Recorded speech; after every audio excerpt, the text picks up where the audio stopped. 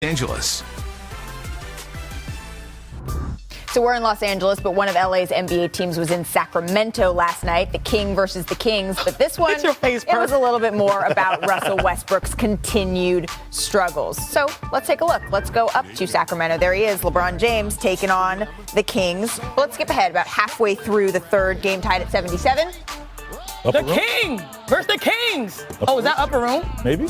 They better feed that man because he is like the most consistent force for their team. Look at that, 19 30-point games. And then the other way, the Kings attacking the basket. Tie game once again, all tied up at 79 this time. This is when the wheels started to fall off just a little bit for the Lakers. I went up, got to go to cook dinner, and then this happened.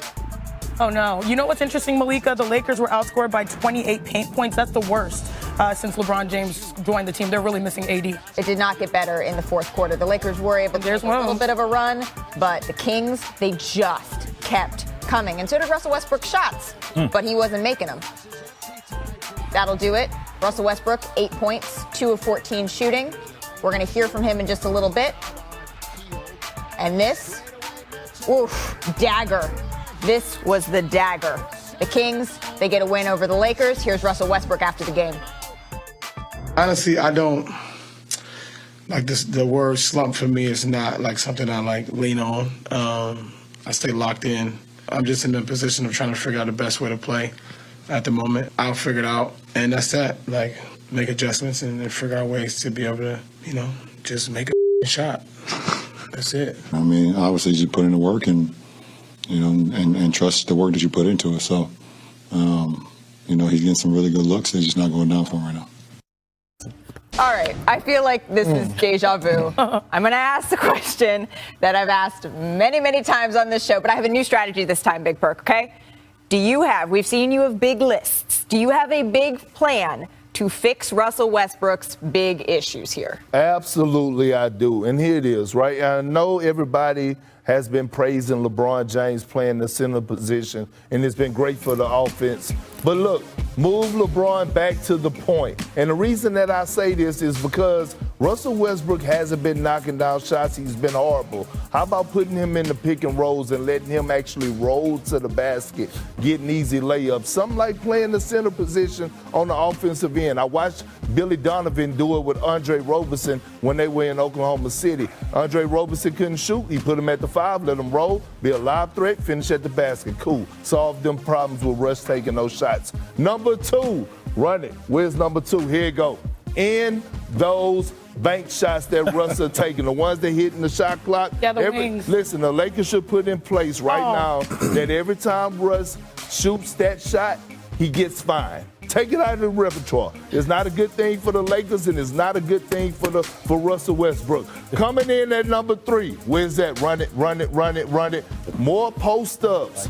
More post-ups. Create switches where he get those smaller guards on him, and he's able to tomato chest him and punish him in the paint and get to those easy finishes around the basket. Back. Yeah, or get fouled and Russ, make your free throws. That's the adjustments that you have to make. Yes, a lot of it is on Russ, but now it's on Frank Vogel to actually put him in position that he could be successful. Because if Russ is successful, the Lakers are more successful. And to you, that's the recipe to make Russ as much of a bucket as LeBron James' hat. But do you think that that is the correct recipe, Chene? I think so, because when LeBron James is playing the center, I know so. You're right. Let me stand. What do you say? 10 toes? Put 10 toes on it, right? Thank you.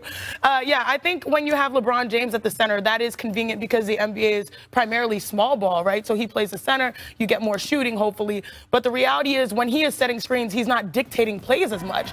And instead, it's Russell Westbrook. And yeah, it's great when he has 0 turnover games, but when he has 2 for 14 shooting nights, like when we saw yesterday, that is a problem. And you sort of are like, all right, like LeBron James is almost at the point where we say with KD, he can wake up and get a bucket. That's exactly what LeBron James has proven. 19 out of the 30 games that he has played this season, he's had at least 30 points. So at this point, you know he can wake up and get buckets, but more importantly, he needs to make the decisions for this team, which means moving back to point. I love his versatility. That's why we call him the first or one of the early point centers in positionless basketball. But the reality is that he's been best when he leads the squad. Here's my thing with Russ.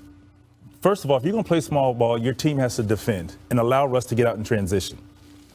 The other thing, I like the post-ups. But I'm telling Russ, drive. Start, work your way inside out. Just like what do you tell shooters? Shooters shoot. Yeah. Well, he's a guy that penetrates. Continue to get into the paint, and work your way out. Don't settle. And I like the fact that if Russ can get out in transition, he sees some buckets, he gets free throws, he gets to feel good and feel better about himself. When you see the ball go in, we all know that. We see the ball go in, you feel better about your game. But defensively, you're not helping yourselves either. Yes, you're playing small ball, so you should be able to guard the ball. Where they're allowing everybody in their paint, so they're not getting out in transition, and they have to set up against half-court defenses every time. And when they set up against half-court defenses, guess what? They're not playing Russ, and they're making him shoot the three-point shot. Right.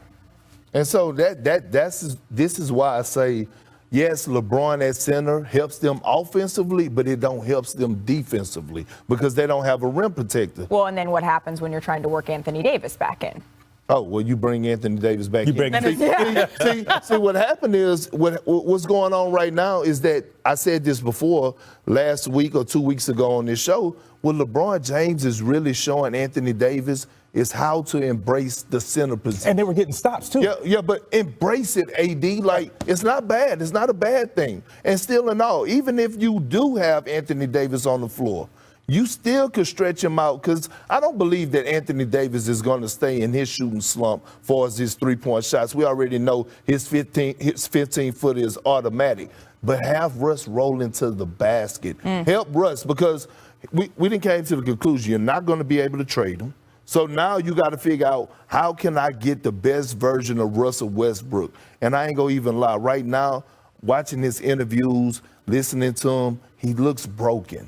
And now it's on the coaching staff and his teammates to help him. Yeah, well, and we've seen LeBron James teams get better late in the season. We've seen them make that push. We've seen them overcome things that seemed insurmountable. And this could very well be one of those. So that's Big Perk's big list. And yesterday we also saw some big beef, but we had a little bit of fun. John Morant, fan, Grizzlies game, Devin Booker, the Raptors, the mascot. But last night, the Kings, it was the Jumbotron versus Russell Westbrook. So during warm-ups, the Kings Golden One Center's public address system played a snippet of Cold as Ice by Foreigner when introducing Westbrook, and then anointed him the ice-cold player of the game. So here's what Russ said after the game. Did you hear what they played? They played like Cold as Ice when you got introduced and stuff. Who? The arena? Yeah. That's funny. They played that. I hope they played that the last 14 years, too. It's funny they were playing now. That's cute. Ooh, he said that's cute. Oh, that's cute. Are you here for this level of shade, Perk? Yeah, not from the Sacramento Kings. First of all, look, Sacramento, outside before the Knicks took off last year, y'all have been the worst franchise in the NBA. So y'all have no room to throw shade at nobody. They got to entertain the fans to come to games.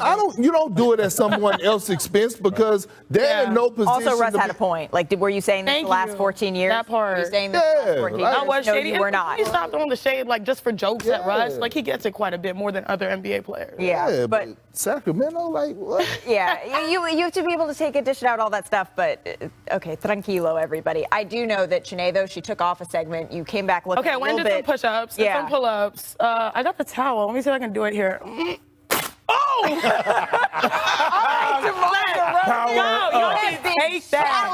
You have been challenged. Still to come on. Man, you guys couldn't do that? Nope. It is the moment that you have been waiting for, besides when Sinead just Vince Carter takes us to the upper room. Let's go. This segment are so good. Yeah, you like the light, you like the dark. You got it.